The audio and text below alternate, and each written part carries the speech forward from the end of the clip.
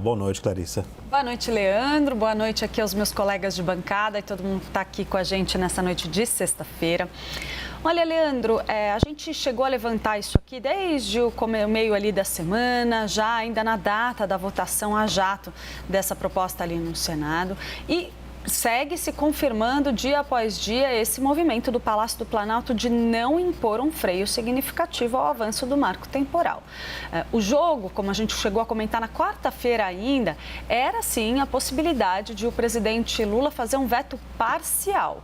Mas, dependendo do tamanho da pressão imposta, inclusive por setores do próprio governo, como o Ministério do Meio Ambiente, o Ministério que trata ali da questão indígena, o presidente poderia sim fazer um veto integral ao projeto, mas devolvendo essa bola ali para o próprio Congresso e deixando que os parlamentares derrubem esse veto. Esse é um movimento que, apesar de isso não ser dito abertamente, está sendo feito pelo Palácio do Planalto de forma calculada. Por quê? O presidente Lula quer sim fazer um aceno à bancada ruralista e, para não sofrer esse desgaste político, trata isso então como algo a ser vetado. Mas se o veto for parcial, o que eu ouço é que a tendência é que esse veto se aplique apenas àqueles artigos mais polêmicos que a gente chama de jabutis, que foram incluídos nesse projeto, que fala, por exemplo, da produção de transgênicos em terras indígenas. Mas ele não alcançaria, em hipótese alguma, o cerne do projeto, que é o fato de se estabelecer o marco temporal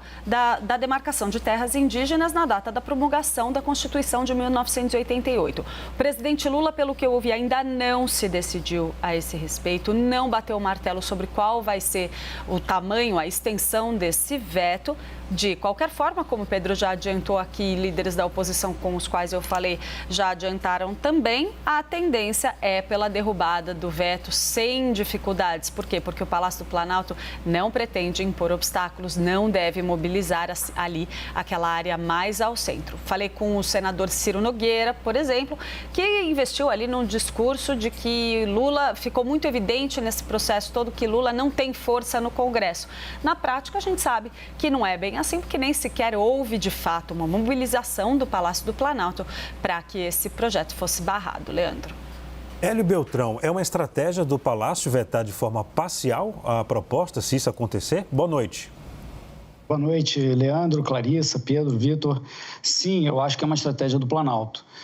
Na quarta-feira, eles ventilaram, membros do governo ventilaram de que o presidente iria vetar completamente.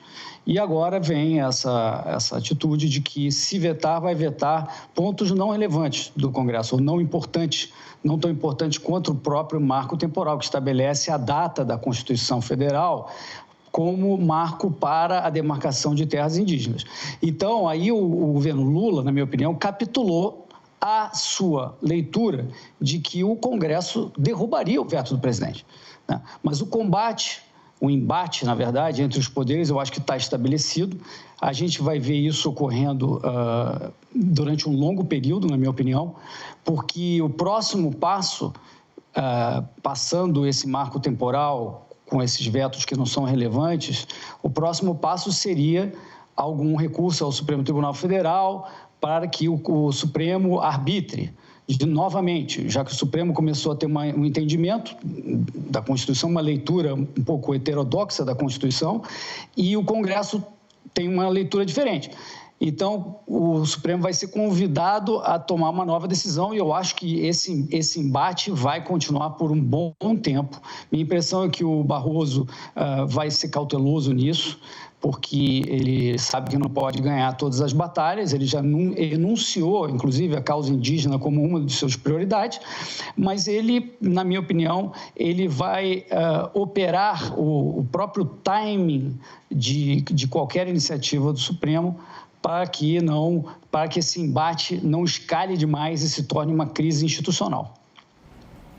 Vitor Irajá, obrigado novamente pela presença aqui. Faz tempo que não aparece no CNN Arena, não é isso? Agora é um prazer estar aqui com tanta gente bacana, tanta gente querida aqui na bancada. Obrigado, prazer é todo nosso. Vitor, o veto total poderia desagradar ou até diminuir o trabalho do Congresso, se isso acontecer? Uma leitura aí de parlamentares no Congresso Nacional? Leandro, eu não sei se diminuir, mas como eu sempre falo, a política ela não parte só do pressuposto do que acontece, mas também das sinalizações do que acontece. Seria muito nocivo para o governo, né, se o Congresso Nacional derrubasse o veto do presidente Lula, e a gente sabe que o governo tem uma preocupação muito grande com outras pautas que tramitam também no Congresso Nacional, principalmente as pautas econômicas que são muito caras ao governo federal. Agora, a gente sabe que tem uma agenda significativa, né? Principalmente a agenda econômica, que está sendo capitaneada ali pelo ministro da Fazenda, Fernando Haddad, e a gente percebe também uma dificuldade muito grande de articulação da ala política do governo, né, dos ministros ligados ao Palácio do Planalto, e a gente vê uma articulação muito centrada também no ministro Fernando Haddad nesses assuntos que são caros ao ministério que ele comanda. Então, eu vejo um jogo ali do presidente Lula para que a articulação política ela não fique colocada de uma forma exposta, né, que essa fragilidade ela não seja exposta de uma forma pública.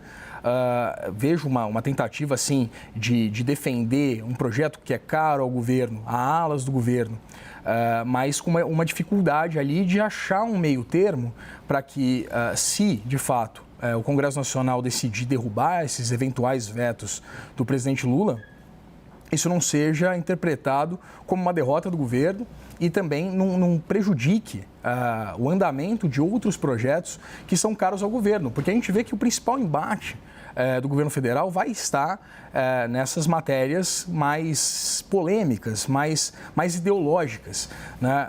E eu acredito que não seja de interesse do Palácio do Planalto colocar em xeque a aprovação de projetos que são caros para o andamento da economia do país.